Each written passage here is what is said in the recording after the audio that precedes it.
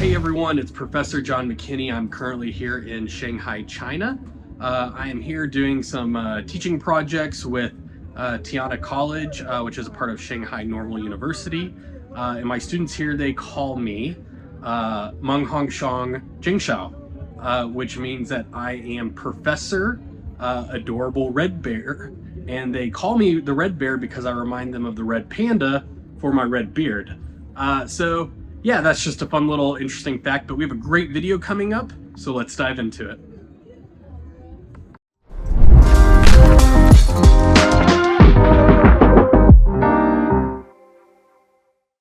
So in the video this week, we are actually going to stop talking about compensation, and now we are going to focus on how to create a healthy work environment for your staff. So this week we have another special guest with us, and this special guest is Brooke. And Brooke used to be one of my students, and it's been a pleasure to be able to watch her over the last couple years really do some amazing things in human resources. So with that being said, I will let Brooke introduce herself. So I'm Brooke. I am the HR director at Life Care of Ooltewah. Life Care is a skilled nursing and rehab facility. So we're basically like a nursing home for short periods of time and long periods of time. About 30% of our patients are going to be here for the long term. The rest of them are going to be here for about 6 weeks or so. We house about 84 patients. We run off what's called census, which is basically the number of patients that we have in the building. But that's kind of what we do as a building. So I went to UTC, have a HR management degree, graduated pretty recently. But what I do as the HR director here is I am kind of like a generalist for our building. We have, as of October 1st, I think it was 175 employees, something like that. So I'm the HR director for those employees. So I assist department heads with management tasks. So like behavioral, attendance, safety, things like that. I also manage the hiring and onboarding process. So I do that piece of it. So I fish through resumes and set up the interviews for department heads. And then they kind of take it from there for the most part. And I'm more of the backup for interviews. I also oversee the safety committee, which is a new thing, a new role that I'm taking on. So that's been really cool. I manage unemployment claims. I'll manage leave of absence. So that's FMLA and non-FMLA. Make sure we're in compliance with OSHA, the payroll backup, relationship building, marketing team. I would say, with that being said, I feel like my favorite part of my job is the people aspect, but also that my day never looks the same. Like I can be consistent with tasks, but my day changes all the time. Awesome, Brooke. Thank you for that quick introduction. So with all that being said, let's get to our first learning objective. What is meant by a culture of safety, and why is it important?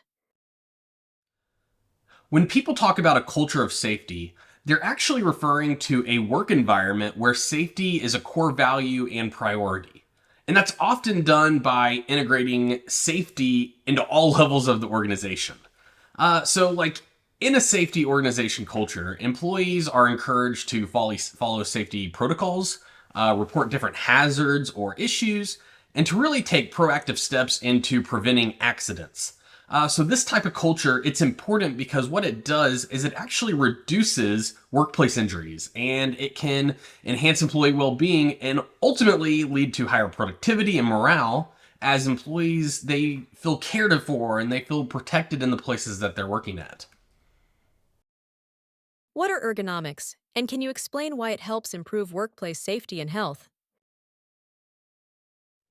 So ergonomics are things like tasks and equipment that reduce the likelihood of injury. So they really prevent injuries. I oversee injuries in the workplace, so I'm the first point of contact whenever these things happen. And if they escalate, I'm kind of like your mediator with the workers' comp folks, and then also with the employee and the employer as well. So ergonomics for us as healthcare workers, we're providing direct care to patients. That is a physical task, and you do have to meet some requirements in order to work here. First of all, so it is a bona fide thing that you have to be able to lift and push and pull 20 pounds. You kind of understand that you're signing up for a little bit of physical labor whenever you start working here. But things that we do to help with that, we have equipment that helps us with patients. Some patients, like for example, a stroke patient, sometimes in a stroke, you lose the function of your full body and you are relearning how to use that. So while they're here, they're learning how to stand up and down. So we're using equipment like a sit to stand to assist them with standing up, or a Hoyer lift to assist them with getting from the bed to the chair. Because if we're using our physical bodies, then that's going to cause back injuries, especially back injuries, but others as well. We also use a gait belt. So what a gait belt does is we keep it on our person. I actually do audits every week to every other week, just to make sure that all of our staff are wearing it, and do education if we're not, things like that. But what the gait belt does is you put it around the patient to assist if they're falling. You're not grabbing onto their arm, you're grabbing onto that gait belt that's around their waist. We do posture training upon orientation and routine training on how to have better ergonomics with your physical body. We also do monthly audits. One thing that we do, so it's a department that you're not used to. So like social services, for example, is auditing the break room. But one of the audits is through offices, just to make sure like keyboards are where they should be with hands, and things like that. But they help us tremendously. What is OSHA and what is its primary goal? I bet all of you have heard of OSHA before. It's oftentimes used in jokes or when someone's saying, hey, you can't do that because of OSHA, or we have to follow this. But OSHA is actually really important for the safety of employees. So what OSHA stands for is that it's the Occupational Safety and Health Administration. And it's actually a federal U.S. government agency that regulates workplace safety and health. So their primary goal is to make sure that the health and safety working conditions for employees are being met. And what they do is they set standards, and then they also enforce them. And on top of all of that, they provide training, outreach, education, and then assistance to organizations. And so by doing this, OSHA, what they hope to be able to minimize workplace hazards and protect employees from potential harm. How do employee wellness programs benefit employers? Employee wellness programs help us a lot. We have a couple of employee wellness programs. One that we have is we offer counseling services for free. You get a certain amount of counseling services every year, but what we do here is really hard. We, as healthcare workers, we experience burnout easily, and so counseling can be a really helpful resource. People also use human resources and social services, for example, with our patients, but also with our employees whenever they're, feeling those frustrations. We want to hear them out, but that's one way that it can help us. We also have an employee assistance program, so we have a Health Matters program. So you have to log it online, but you get rewarded if you have, healthy activity. So for example, if I walk, I think it's 10,000 steps a day, I get a certain amount of points, and I just have to log it in there. And then there's a competition on who wins. How that helps us, one, the healthier our employees are, the happier they are. So it improves culture. It also builds less leave of absences. The less leaves we have, the more employees we have. We want to support our employees whenever they are unwell or have to care for unwell family members, but the more well they are, the more employees we have.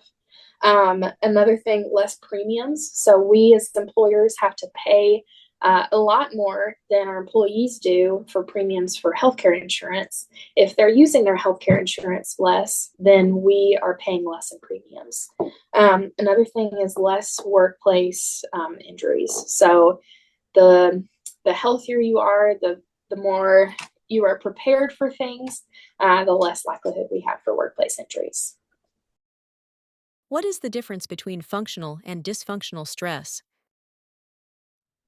So stress is something we're all going to have in the workplace.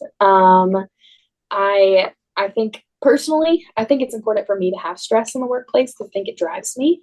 The piece of stress that drives me is what I call functional stress. So it's a piece of stress that helps me achieve my goals and deadlines. Things that are dysfunctional are the negative consequences of stress. I said it in this interview prior to just now, but what we do here is hard. Part of our job description talks about just a little piece, talks about we have to have the ability to talk to patients kindly, basically whenever they're talking unkindly to us. People don't look forward to going to long-term care or short-term care, right? And it can affect the way that they interact with us. And so we're taking on this emotional burden. And I think for me personally, it's easy to, keep pushing and keep turning it into functional stress. But at some point, it's easier for healthcare workers to get burnout because it is so easy to take on our patients' emotional stress because we care for them, right? So it's not an ugly stigma to have stress. In fact, we actually talk about it in our interview process. One of the questions that we ask all of our staff members is, how do you handle stress? What do you do if, you have a stressful scenario and you're experiencing burnout? How do you recognize that? And trying to help our staff understand that it's okay to take days off. It's okay to, have burnout, and we're trying to promote productive, recognition and trying to make sure that they understand that it's okay to have that, but just recognizing when it does happen. Dysfunctional stress example, so that's the burnout piece. It also can affect performance. So performance management is a piece of what I do. I think there are a lot of times two sides to every story.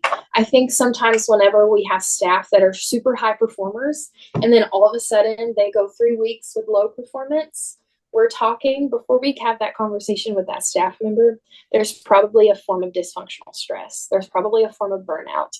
So going into those conversations, understanding that although the employee needs to understand that we need to focus on performance goals, we also as employers need to understand, what we can do for that staff member to help them have less dysfunctional stress and more functional stress.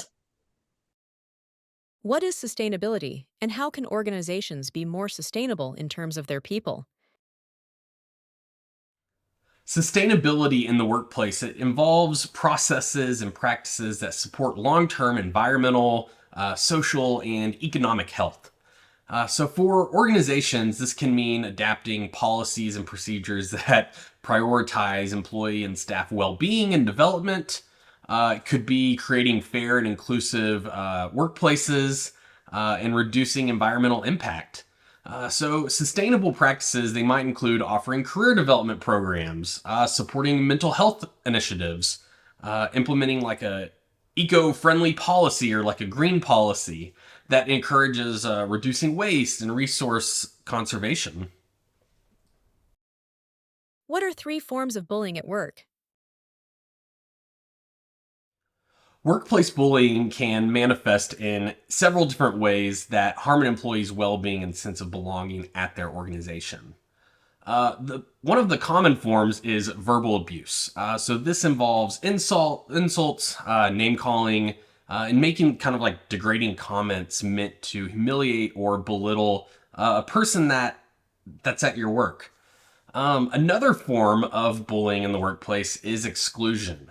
And this is where an individual is like intentionally isolated or left out of meetings or team activities or work-related events. And what happens is that this actually leads to a feeling of alienation or not being welcomed at their company. The last one is through intimidation, and that's a lot more aggressive when you're looking at these forms of bullying. But it's things like yelling or making threatening gestures or subtle tactics that really kind of make a person feel uncomfortable or fearful with where they're working at. So each of these bullying behaviors, they really can significantly impact an employee's mental health, which would then drive down their work productivity. So it's crucial for organizations to really focus on addressing these bullying issues, proactively and getting them taken care of in a quick manner. How can organizations help protect employees and others in the workplace from workplace violence? So this for me is a very loaded question because I think that one, it depends on the scenario of what's happening. But two, I think there's a lot of pieces of the building and in HR functions, especially, that contribute to the assistance in these scenarios and the preventative of these scenarios. So, a few things that I just thought of, we have routine trainings. So, first of all, we have this 45-minute once a year, you have to go through it, respect the workplace training. It is just a simple reminder of interactions with others and why we want to be kind. We have something called Champions Playbook. So that's kind of a culture thing that that we've been doing the past few years, actually. And once a month, we just have these conversations with all of our staff in our staff meeting, just of a practical way to be kind to others. It doesn't take huge steps all the time. It takes baby steps sometimes. So training is really important. I think leadership training is huge. I think that leadership trickles from the top and falls down, right? If you have a good leader that maintains good expectations and compassion and understanding towards associates, I think that it can, prohibit workplace violence and harassment. I think it can assist with preventing it in the first place. So I think training and leadership plays a big role. Culture, I've said it a lot, but I think culture really makes a difference in the way that staff interact with one another, right? I think that as HR, I think that from the beginning, we have to be super welcoming, because if we're not welcoming from the beginning, they're not going to feel welcome and it's going to step the stage, right? I want them to understand that we're going to have bad days, but I want them to feel supported in that. And it's one thing we talk about in orientation. If you're feeling stressed, if you don't know how to react, talk to somebody, because we want to help you, but we want to know how to help you. So just implementing a good culture. However, things like this, regardless of what you say from the get-go, happen, unfortunately. Making sure that you have clear-cut policies. Thankfully, our policies at LifeCare are pretty straightforward. Harassment is not tolerated. Specifically right now, I'm talking about employees, but I'll talk about patients as well, because that plays a big part in what we do too. So policy development is huge, making sure that you have scenarios, but also leaving room to understand that scenarios don't play out a certain way, but understanding that if it happens, here's what you do about it. It'll also help you in the future if it gets brought up again. Ethics hotline. We also have an ethics hotline, so you can anonymously report things. Everybody gets that in orientation. It's posted in the break room. I talk about it. And what I say when I talk about it is I want you to understand that this is a resource, but I also want you, and as an associate, that's a great resource, but I also want staff to understand that as human resources, that is my role as well. If you ever feel uncomfortable at work, if you don't know what to do, please know that human resources is here to help you. And I think building relationships relationships with staff as HR really builds rapport.